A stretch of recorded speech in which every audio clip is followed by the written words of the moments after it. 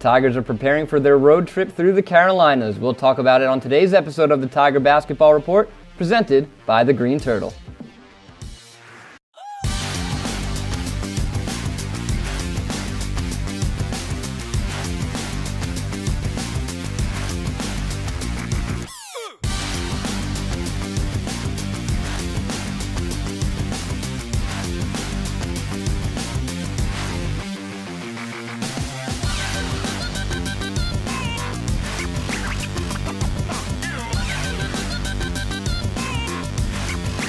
Again, and welcome back to the Tiger Basketball Report. I'm your host, Ben Rosenbaum.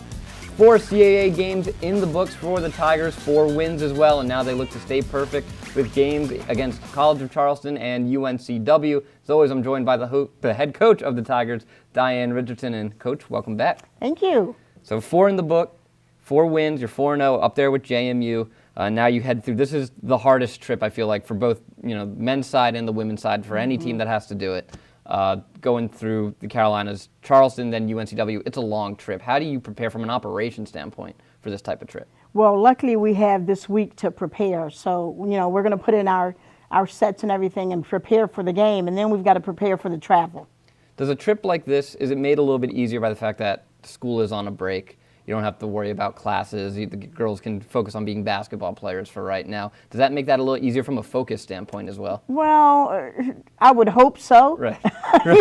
Hopefully they're not sleeping all day, but hopefully, yeah, that'll give us some focus. So you kick it off on Friday against the College of Charleston at 7 o'clock.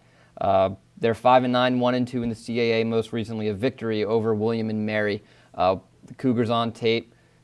They have a history of being a very tough defensive team. You think back to players like Rebounding. What do you see when you look at Charleston? Well, I see that they've got some height with their team, and they've got several post players that they can shift in and out. So we've got to be prepared for that. And they're playing some really good basketball right now. So we've got to be prepared. Scoring-wise, led by Darian Huff. She's a three-point threat, kind of similar in the mold of a Jess Janko from Northeastern. Do you approach her the same way? How important is it for you to take away that three-point shot from her? Well, always our defense, we've got to take away the scorers. And so, we have a scheme that we go with all the time, and it's, adjustable for every game that we play. They do something that you guys do very well, or that you have the advantage of having. They have a deep bench. They can play a lot of kids. You can play a lot of kids. You really haven't, I think back to the Hofstra and Northeastern, Drexel, Delaware, especially Delaware, they don't really have much of a bench, nowhere to go through after their starting 5. Maybe they have a 6 and a 7 and 8, but you could go 10 deep if you had to. You do it to people. How do you prepare to have to maybe face fresh legs every single time? Well, and that's the thing about it. By having a bench, you have fresh legs, or if you have somebody in foul trouble, you've got somebody to put in. And Candace has that at College of Charleston. So we know that it's going to be a running game, both on her side and our side. So it's going to be nice for us to have a deep bench as well so that we can match up with them. Then a couple days later, UNCW, a team that bounced you from the CAA tournament last year after you took care of them here inside CQ Arena. They're 9-5, 2-1 with wins over Elon and the College of Charleston. UNCW, for the kids that were here last year, revenge on their mind, right that wrong that happened during the tournament. Well, we again got to look at each game, but UNCW has a lot of new players in this year too, and a lot of them are scorers. So we've got to make sure that we can manage that defensively. Yeah, Parker averaging almost 20 a game. She has help from Suggs and Smith. It's a 3-headed scoring monster, similar to your own 3-headed scoring monster.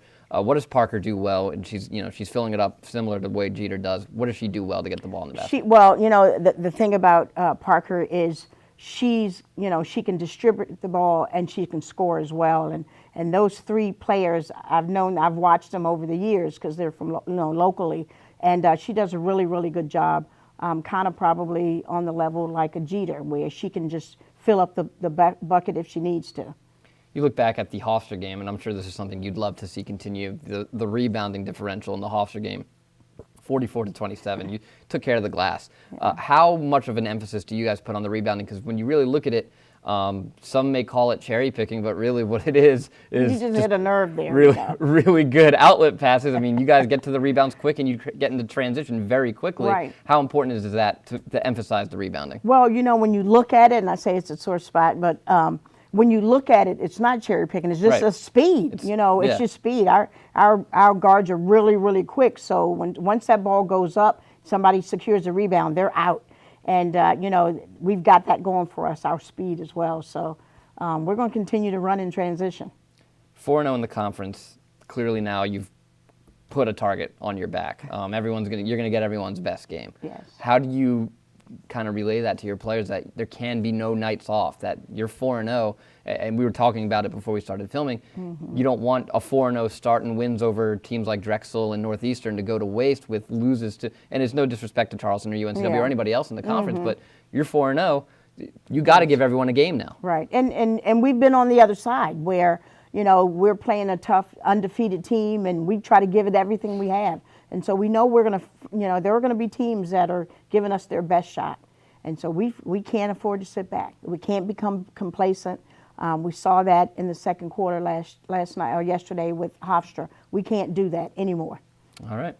That'll do it for us today on the Tiger Basketball Report. Be sure to head over to TowsonTigers.com for info on how to view the Tigers games against the College of Charleston and UNCW. Coach, thanks for joining us, and good luck this weekend. Thank you.